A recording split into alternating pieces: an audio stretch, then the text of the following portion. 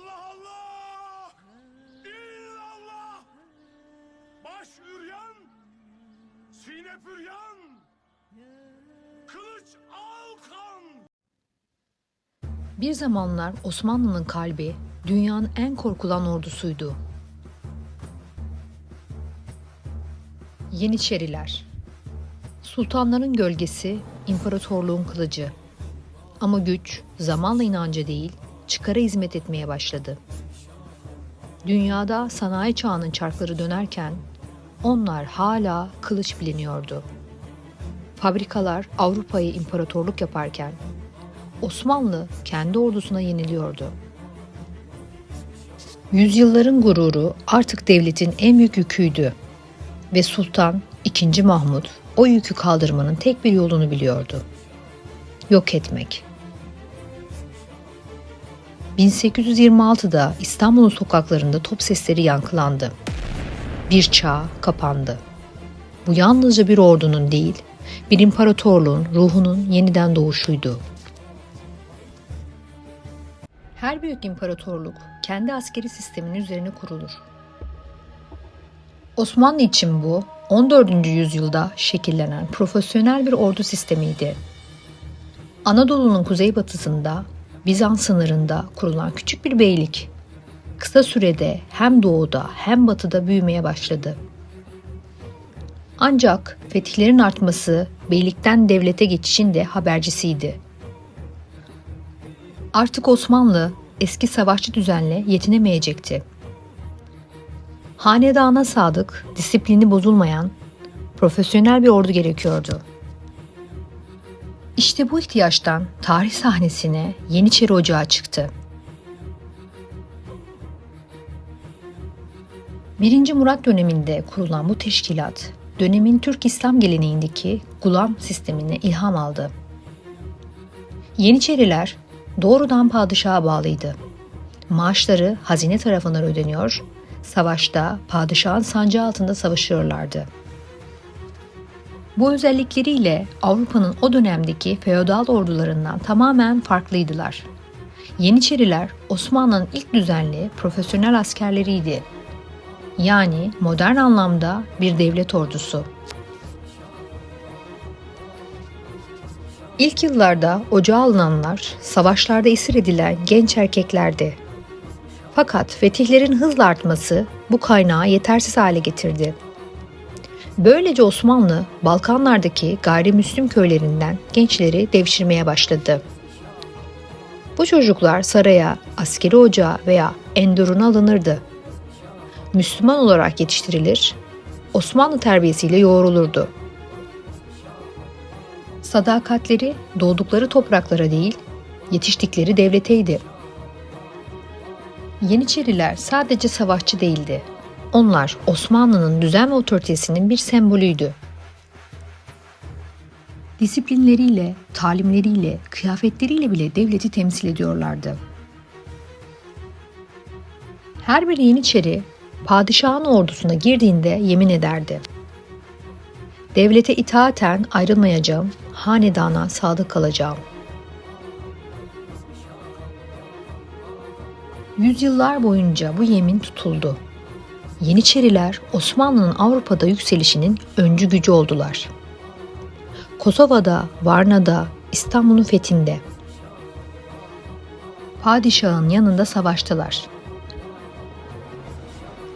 Fatih Sultan Mehmet'in Konstantiniye fethedilecek sözü gerçekleştiğinde surlara ilk tırmananlar arasında yine onlar vardı. Avrupa'nın gözü artık bu gizemli ordudaydı. Savaş meydanlarında düzenli adımlarla yürüyen, disiplinli, sessiz bir güç.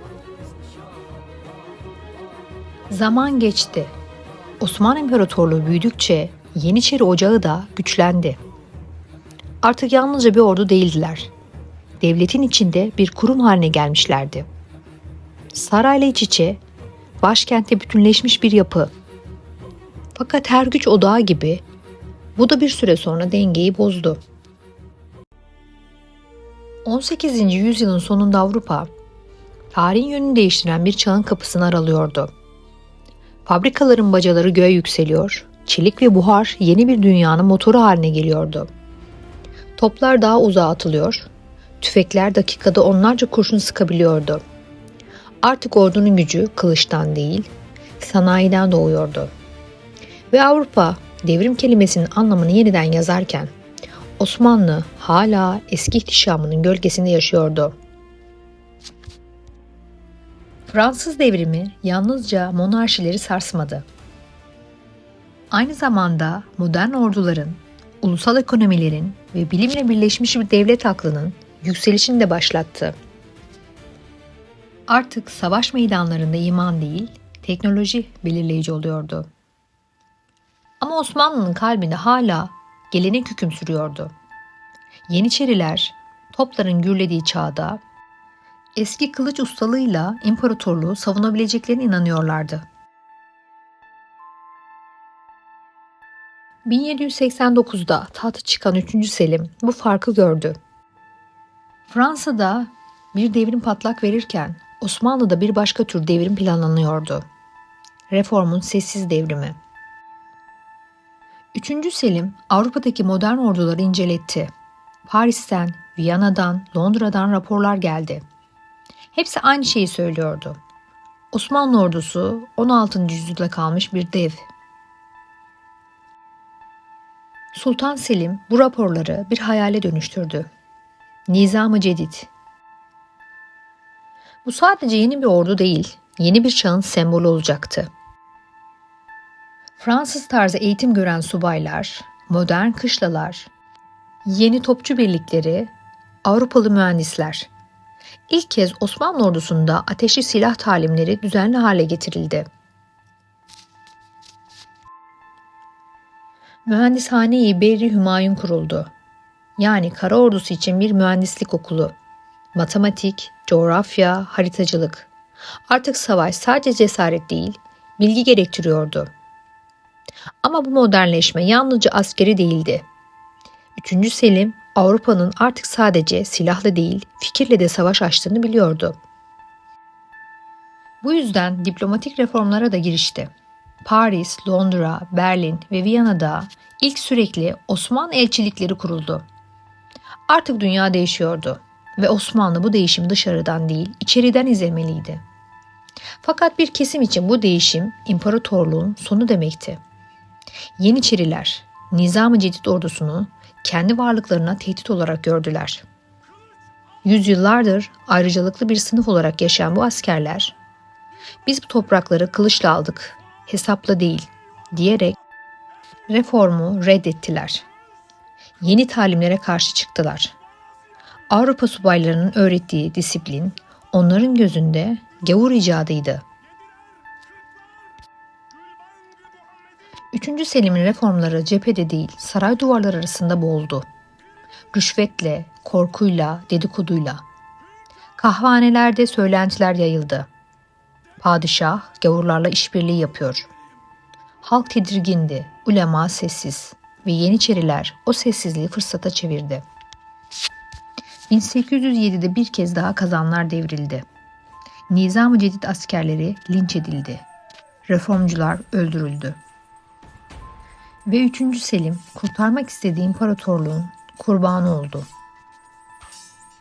Yeniçeriler Kabakçı Mustafa'nın önderliği altında ayaklandılar. 3. Selim Nizam-ı Cedid ordusunu dağıtmak ve 28 Mayıs 1807 tarihinde tahttan çekilmek zorunda kaldı. 3. Selim'in yerine geçen amcaoğlu 4. Mustafa, 3. Selim'in tekrar kafese gönderdi. 28 Temmuz 1808 tarihinde 3. Selim'i tekrar tahta çıkarmak amacıyla Rusçuk ayağını Alemdar Mustafa Paşa saraya yaklaşırken sarayın soğuk taşları arasında kendi askerleri tarafından boğularak öldürüldü. Bir imparatorluğun geleceği o gece nefessiz kaldı. Ama 3. Selim'in düşleri ölmedi. Onun planları, onun kütüphaneleri, onun mühendisleri yıllar sonra 2. Mahmut'un elinde yeniden can buldu. Bu sırada Avrupa, Osmanlı'nın zayıflığını koklayan yırtıcı bir avcı gibiydi. Rusya boğazlara göz dikmişti. Avusturya, Balkanları paylaşmanın hesaplarını yapıyordu. Fransa Mısır'a indi. Napolyon ordusu Osmanlı topraklarına kendi uygarlık anlayışını taşımaya çalıştı. Batı artık Osmanlı'yı bir müttefik değil, bir hasta dev olarak görüyordu. Taşra'dan dönen Alemdar Mustafa Paşa İstanbul'a yürüdü. Amacı tahttan indirilen 3. Selim'i yeniden tahta çıkarmaktı. Ama saraya vardığında çok geç kaldığını anladı. 3. Selim öldürülmüştü. O an Alemdar Mustafa Paşa sarayın gölgelerinde gizlenmiş genç bir şehzade buldu. 2. Mahmut. 23 yaşındaki 2. Mahmut hanedanın hayatta kalan tek erkek üyesiydi. Alemdar Paşa onu tahta geçirdi. Artık Osmanlı'nın kaderi yıllar sonra devleti kökten değiştirecek olan bu genç padişahın elindeydi.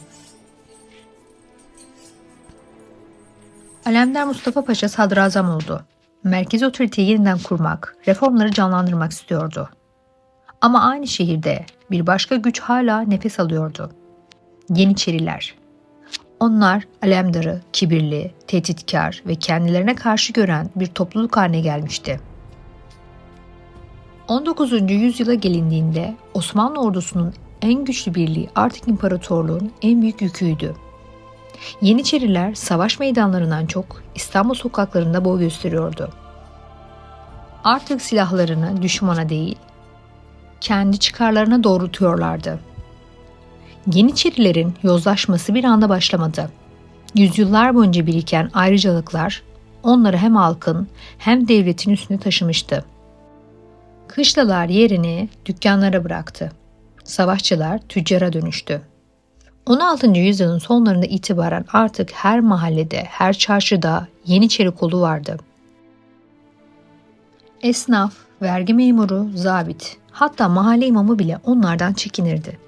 Devletin izni olmadan dükkan açılamaz, mal satılamazdı. Bir esnaf yeni bir iş kurmak isterse önce kadıya değil, mahalledeki Yeniçeriye giderdi. Onun izni padişahın fermanı kadar güçlüydü.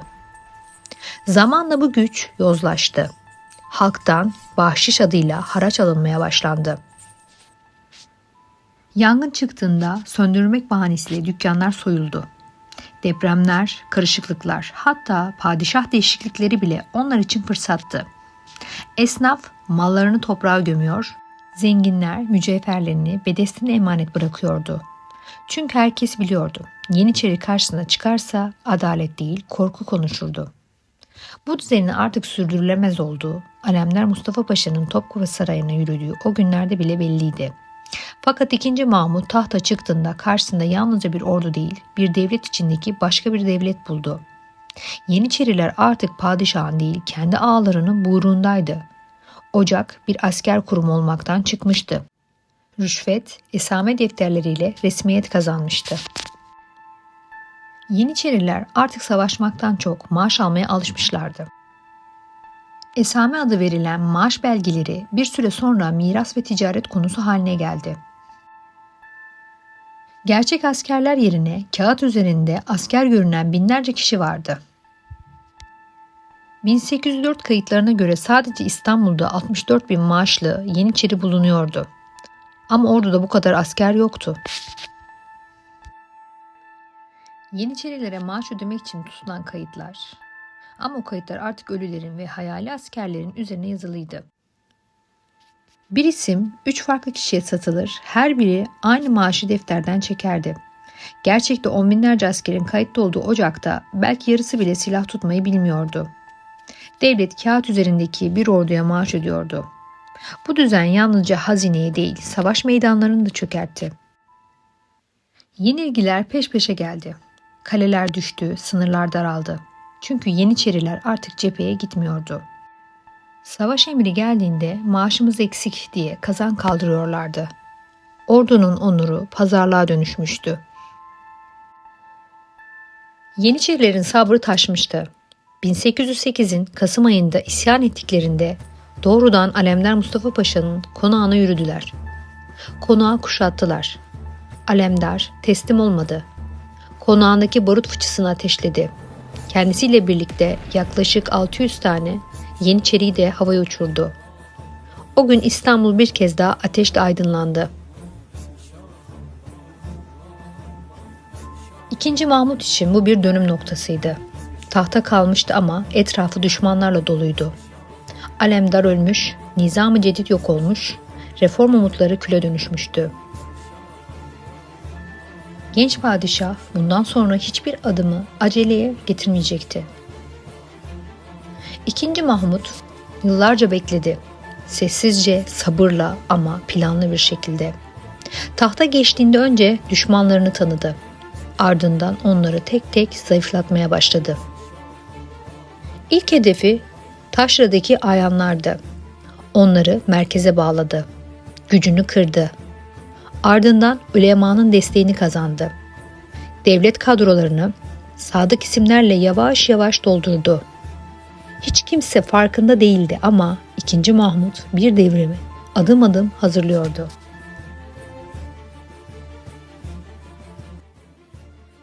...1823'te II. Mahmut cesur bir hamle yaptı.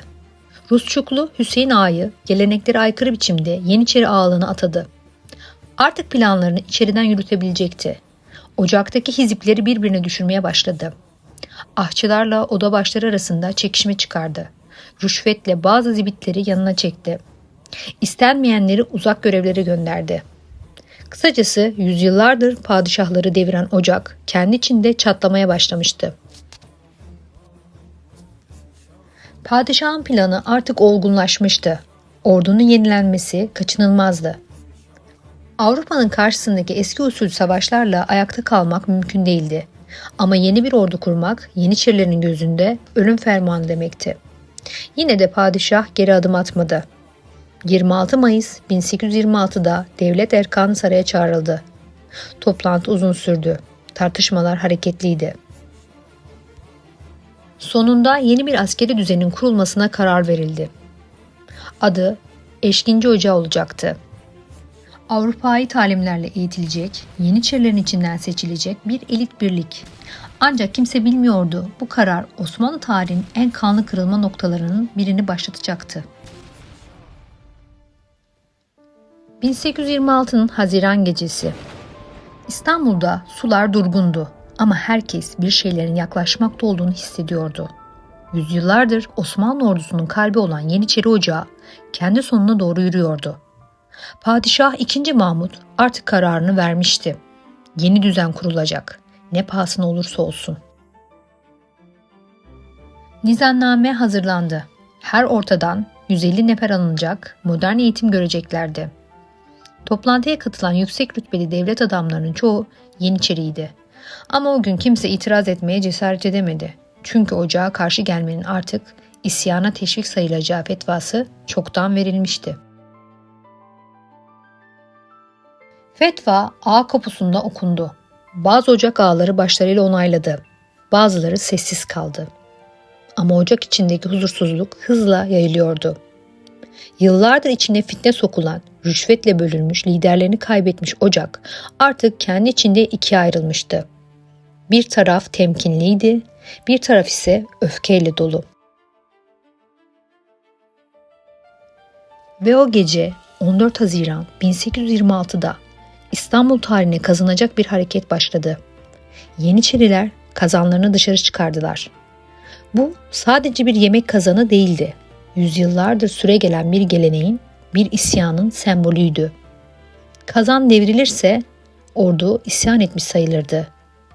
O gece Et Meydanı'nda kazanlar devrildi ve Osmanlı'nın iç savaşı başladı. Yeniçeriler padişahın yeni talim sistemini reddediyordu. Bizim usulümüz testiye tüfek katmak, keçiye kılıç çalmaktır diyerek çağın değişimini inkar ettiler. Ama bu kez karşılarında sadece bir padişah değil, asırlık sabrın birikimi vardı. İsyanın haberi Topkapı'ya ulaştığında II. Mahmut soğukkanlıydı. Sadrazamına, Ağa Hüseyin Paşa'ya, Şeyhülislam'a ve devlet erkanına haber saldı. Bir kez daha Osmanlı'nın kaderi birkaç adamın kararına bağlıydı. Ve bu kez padişah asla geri adım atmayacaktı. II. Mahmut huzuruna gelenlere dönüp sordu. Cülûsumdan beri kan dökülmesin diye sabrettim. Ama bu defa Allah'ın emriyle adalet yerini bulacaktır. Bu isyan artık bana değil, devlete ve dine karşıdır. Ne dersiniz? Şeriat ne buyurur? Ulema bir ağızdan cevap verir. Katli vaciptir sultanım. Padişah ayağa kalktı, hırkayı şerif odasına girdi ve asırlardır Osmanlı ordusunu birleştiren kutsal sembolü çıkardı. Artık mesele sadece bir isyan değil, dinin ve devletin bekasıydı. Saray kapıları açıldı, tellallar şehre yayıldı. Sancağı şerif çıkarıldı, herkes sancağın altına gelsin. Bu çağrı halkın yüreğine yankılandı. O güne dek çoğu isyanda Yeniçerilerin yanında yer alan ulema bu kez karşılarındaydı. Şeyhülislam Tahir Efendi kürsüye çıkıp haykırdı. Bu defa sancağın altında birleşmek farzdır ve binlerce kişi dindarlarıyla, esnafıyla, öğrencisiyle, askerle birlikte Sultanahmet'te toplandı. Osmanlı tarihinde ilk kez halk padişahın yanında Yeniçerilere karşı saf tutmuştu.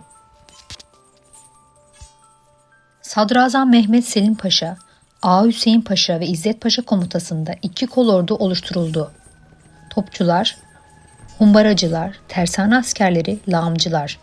Hepsi emir bekliyordu. 2. Mahmud'un talimatı açıktı. Bu fitne bir daha yeşermemek üzere yok edilecek. Yeniçeriler et meydanına çekilmişti. Kışlaların kapıları taş ve kirişlerle kapanmış, savunma düzeni almışlardı. Ama karşılarındaki güç bu kez farklıydı. Topçular mevzilendi. Humbaracılar barut sandıklarını yerleştirdi. Son bir kez içeriye seslenildi. Teslim olun, padişahın emrine dönün. Cevap hakaretti. Ve ilk top atışı yapıldı. Barut, taş, demir ve ateş 400 yıllık bir ocağın sonunu getirdi. Et meydanını dolduran duman İstanbul'un semasına yükseldi. Surlar yıkıldı, binalar çöktü. Yüzyıllardır Osmanlı ordusunun kalbi olan kışla alevler içinde yandı. Topçu yüzbaşısı Kara Cehennem İbrahim Ağa'nın komutasında toplar durmadan ateşlendi. Kışla kapısını kırmayı başaran askerlere padişah adına ödül vaat edilmişti. Kapı kırıldığında içeriye giren askerler ölümle burun burunaydı. Direnen Yeniçeriler öldürüldü. Kaçanlar yakalandı. Et meydanında 400 yıllık bir sayfa 20 dakikada kapandı.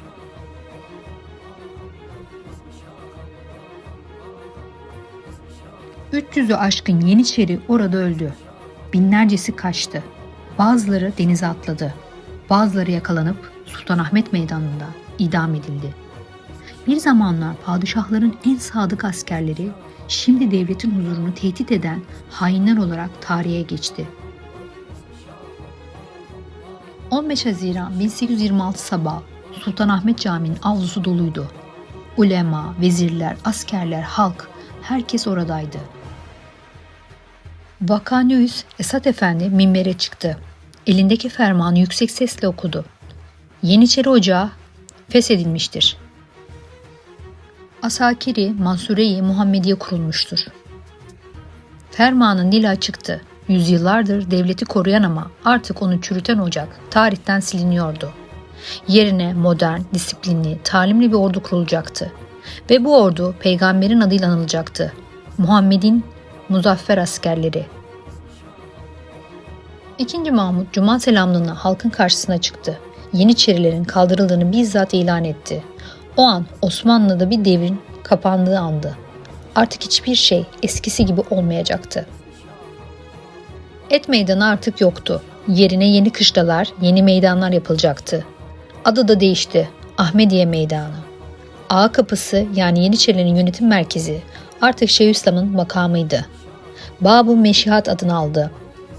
Ocakta kalan ne varsa sancaklar, davullar, mehter, hatta Bektaş tekkeleri kapatıldı. Yeni ordu hızla kuruldu. Başına Ağa Hüseyin Paşa getirildi. Adı Asakir Mansure-i Muhammediye yani Muhammed'in Muzaffer Ordusu. Yeniçerilerin yerini artık modern askerler almıştı. Topçu, lağımcı, mühendis, eğitimli subaylar. Osmanlı ordusu artık Avrupa ordularıyla aynı sahada yürüyebilirdi. Fakat bu zaferin bedeli ağırdı. Binlerce Yeniçeri öldü, binlercesi sürüldü. Bazıları için bu Osmanlı'nın kendi evladını yok etmesiydi. Ama 2. Mahmut için bu devletin kurtuluşuydu. Benim vazifem devleti ayakta tutmaktır. Gerekirse bir asrı yakar, bir milleti kurtarırım demişti. 1826'da başlayan bu dönüşüm imparatorluğun kaderini değiştirdi. Yeniçerilerin külünden doğan bu yeni ordu bir devri kapattı, yenisini başlattı. Tarih bu olayı Vakayı Harriye yani hayırlı olay olarak anacaktı. Ama kimine göre bu Osmanlı'nın kurtuluşu, kimine göre ruhunun kayboluşuydu. Bir imparatorluğun kalbi kendi eliyle yeniden biçimlendirildi ve her tarih her defasında olduğu gibi kazananın değil, ayakta kalanın hikayesini yazdı. Beğenmeyi, paylaşmayı ve kanalıma abone olmayı unutmayın. Hoşça kalın.